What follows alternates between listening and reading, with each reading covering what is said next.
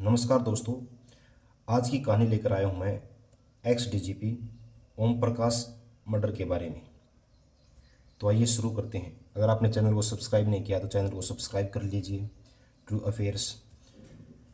तो आइए शुरू में जानते हैं ओम प्रकाश जी के बारे में। ये फिलहाल 68 ईयर्स के थे। ये 1981 बैच के आईपीएस ऑफिसर्स थे। जो इनकी वाइफ थी, इनका नाम था पल्लवी, और इनकी बेटी थी, बेटी का नाम था कृति, और बेटा था जो उसका नाम था कार्तिकेश, और बहन थी एक, उसका नाम था सरिता कुमारी, और पिताजी का नाम था शिवपूजन गुप्ता। कार्तिकेश की शादी हो चुकी थी और वो अपनी फैमिली से अलग रहता था, मतलब अपने माता पिता से अलग रहता था। बेंगलोर में ही अपना अपार्टमेंट ले रखा था, अलग से अपनी वाइफ के साथ रहता था। और आपको एक बात और बता दूं कि जो ओम प्रकाश जी थे, ये 2000 मार्च 2015 से लेकर मार्च 2017 तक बेंगलोर के डीजीपी रहे थे, डायरेक्टर जनरल ऑफ पुलिस। जो एक मतलब पुलिस महकमे में सबसे बड़ी पोस्ट होती है। पूरे स्टेट की पुलिस उन्हीं के अंडर काम करती है। ठीक है। आइए दोबारा से फैमिली के ऊपर आते हैं। इनकी बहन थी सरिता कुमारी, इनकी भी शादी हो चुकी थी। ये भी बेंगलोर में ही रहती थी। पिता शिवपूजन गुप्ता। ठीक है। फैमिली के बारे में जान लिया। आइए अब जानते हैं आखिर हुआ क्या है, क्यों ये मामला इतना हाईलाइट है। 20 अप्रैल का दिन था, संडे का दिन था, और दोपहर दोपहर के टाइम, लंच के टाइम एक्स डीजीपी का मर्डर कर दिया गया, चाकुओं से हमला कर करके। और उनकी आंखों में, जब पुलिस वहां पे पहुंची तो उनकी आंखों में मिर्ची का पाउडर डला हुआ था, और उनके घर में उनका मर्डर हुआ है। 8 से 10 बार हमला, उनकी बॉडी पर 8 से 10 बार हमला किया गया है। और बॉडी जो मिली है वो डाइनिंग हॉल में मिली है, और बॉडी के ऊपर सफ़ेद चादर ढक रखी थी। ठीक है। हमने ये जान लिया कि आखिर फैमिली में कौन कौन था। ओम प्रकाश जी के बारे में जान लिया। आखिर आखिर हुआ क्या है इसके बारे में जान लिया। अब जानते हैं कि आखिर ये मर्डर किया किसने है। ये मर्डर किया है, उनकी वाइफ थी, उनकी वाइफ है पल्लवी। पल्लवी ने ये मर्डर किया है, लेकिन पुलिस को शक उनकी बेटी कृति पर भी है, क्योंकि घर से 2 चाकू मिले हैं। जहां उनकी बॉडी मिली थी ना, वहां पर 2 चाकू मिले, बिल्कुल खून से लथपथ उस टाइम। और तीसरा रीज़न है कि उस टाइम 3 लोग घर पे थे। एक्स डीजीपी, उनकी वाइफ और उनकी बेटी, ये 3 लोग उनके घर पर थे। तो शक जा रहा है कीर्ति पर और पल्लवी पर, लेकिन पूछताछ में पल्लवी कीर्ति को बचा रही है। वो बोल रही है कि ये सब मैंने ही किया है, कीर्ति ने कुछ नहीं किया है। लेकिन चलो आगे पूरी कहानी जानेंगे तो आपको समझ में आ जाएगा, और भी आ जाएगा कि इसने क्या किया है, कैसे क्या हुआ है। अब ओम प्रकाश जी के बारे में जान लिया, क्या हुआ ये जान लिया, किसने किया है ये जान लिया, क्यों किया है। अब इसके ऊपर 4 थ्योरी हैं, जो 4 थ्योरी सामने आ रही हैं पुलिस इन्वेस्टिगेशन में। एक तो आती है अकॉर्डिंग टू कार्तिकेश, जो उनका बेटा था। पल्लवी, जो कार्तिकेश की माताजी हैं। कीर्ति, जो इनकी बहन है। वो अक्सर ओम प्रकाश जी को धमकाती रहती थी। क्यों धमकाती रहती थी, तो उन्होंने बताया कि वो डिप्रेशन में थी। और दूसरा रीज़न बताया कि क्यों धमकाती थी, क्योंकि उनके पास पर्सनल पिस्टल थी और वो अक्सर उनको डराता था। शायद इसीलिए उन्होंने इनका मर्डर कर दिया। सेकंड थ्योरी सामने आ रही है according to medical reports. Pallavi, जो ओम प्रकाश जी की वाइफ है, उनको एक गंभीर बीमारी है जिसका नाम है सिग्निफ्रेनिया, और 12 साल से पल्लवी को ये बीमारी है। इस बीमारी में क्या होता है कि मरीज को एक डर सा बना रहता है कि कोई मेरा नुकसान ना कर दे, कोई मुझे मार ना दे, कोई मेरे को नुकसान ना पहुंचा दे। एक वहम सा होता है, एक भ्रम रहता है। जैसे अब मैं हूँ, मेरे साथ में कोई बैठा है, मुझे हमेशा ये, अगर मेरे को ये बीमारी है ना, तो मेरे को हमेशा ये डर बना रहेगा कहीं साथ वाला मेरे को मार ना दे, मेरा कोई नुकसान ना पहुंचा दे। ठीक है। तो शायद पल्लवी को भी यही डर था कि शायद ओम प्रकाश जी उनको मार न दे, तो यही इसी डर में वो 12 साल से जी रही थी। तो शायद एक थ्योरी ये भी बन रही है कि शायद इसीलिए उन्होंने उनका मर्डर कर दिया। लेकिन थर्ड थ्योरी बन रही है अकॉर्डिंग टू पुलिस इन्वेस्टिगेशन।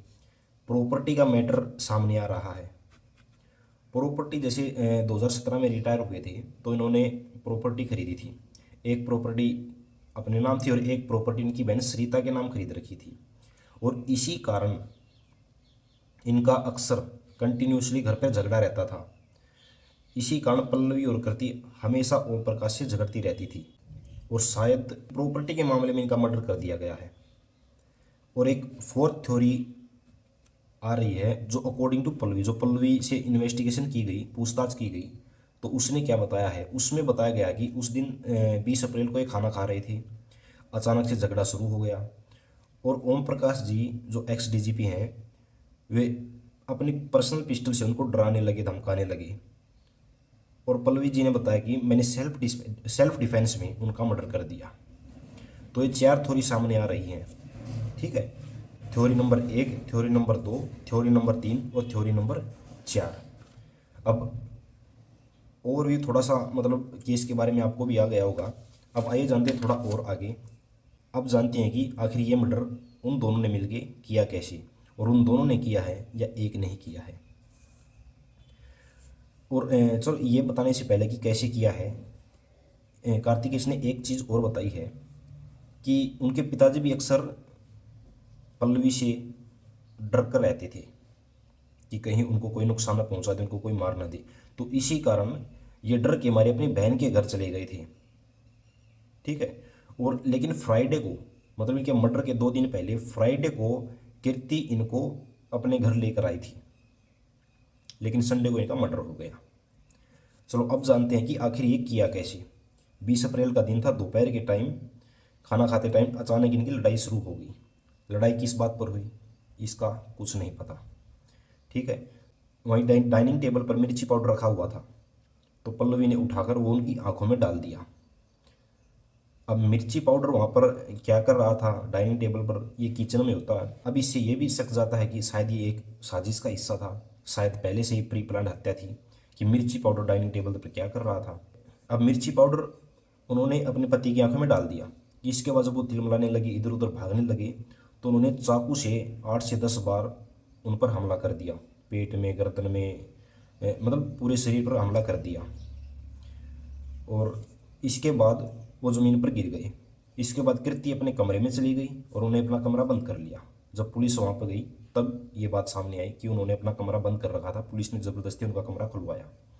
और मर्डर करने के बाद माँ वहीं बैठकर, कुर्सी पर बैठकर बॉडी को देखने लग गई।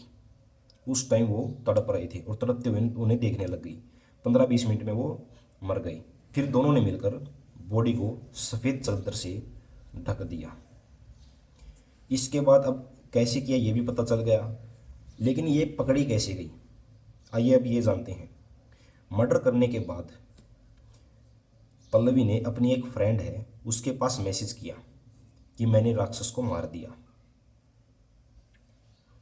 अब उसे समझ में आ गया था कि राक्षस में किसकी बात हो रही है, क्योंकि वो अक्सर जब भी बातें करती थी उस फ्रेंड से तो अपने पति को राक्षस के नाम से ही डिस्क्राइब करती थी।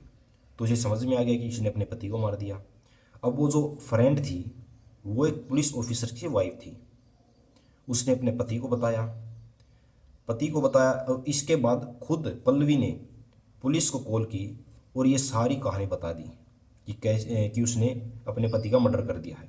अब उसने नाम बताया तो पुलिस समझ गई कि ये तो एक्स डीजीपी की वाइफ बोल रही है। तो पुलिस तुरंत उनके घर गई और इन्वेस्टिगेशन शुरू की, सीसीटीवी फुटेज चेक किए। सीसीटीवी फुटेज चेक करने के बाद, सारा मामला समझने के बाद पुलिस ने उन दोनों पर कार्रवाई स्टार्ट कर दी।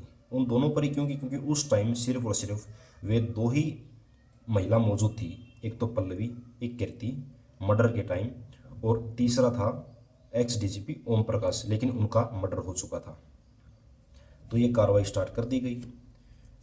तो अब हमने पूरी कहानी समझ ली, लेकिन अब जो फिलहाल चल रहा है, फिलहाल क्या चल रहा है इस केस में, ये जानने की कोशिश करेंगे।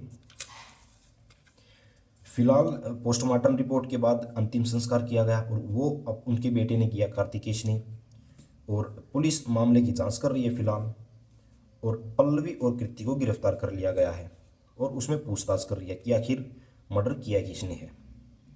पल्लवी ने, ये तो कन्फर्म है कि इन दोनों में से किया है, कन्फर्म ये करना है कि पल्लवी ने किया है या फिर कृति ने किया है या फिर इन दोनों ने किया है। लेकिन पल्लवी तो खुद एक्सेप्ट कर रही है कि ये मर्डर मैंने किया है। अब ये देखना कि करती भी इसमें शामिल थी या नहीं थी, अब पुलिस को ये देखना है। ठीक है, तो दोस्तों हमने वीडियो में x DGP Om Prakash murder case के बारे में जाना, उनकी फैमिली के बारे में जान लिया, क्या हुआ है ये जान लिया, किसने किया है ये जान लिया, क्यों किया है ये जान लिया, क्यों कितनी थ्योरी निकल के आई है ये जान लिया। ठीक है, अब किया कैसे है ये भी जान लिया, कैसे पकड़ी गई हैं ये भी जान लिया, फिलहाल क्या चल रहा है इस केस में ये भी जान लिया। अब इस केस के बारे में आपको थोड़ा बहुत ओवरव्यू आ गया होगा। दोस्तों आज की कहानी सुनाने का मकसद यही था कि आप लोग भी जागरूक रहें, क्योंकि आज के टाइम में है ना, मतलब घोर कलयुग चल रहा है, किसी पर भरोसा नहीं कर सकते हम। ठीक है, तो वीडियो कैसी लगी दोस्तों ये बता देना। ठीक है, आगे आप किस केस के बारे में जानना चाहते हो ये बता देना। धन्यवाद दोस्तों।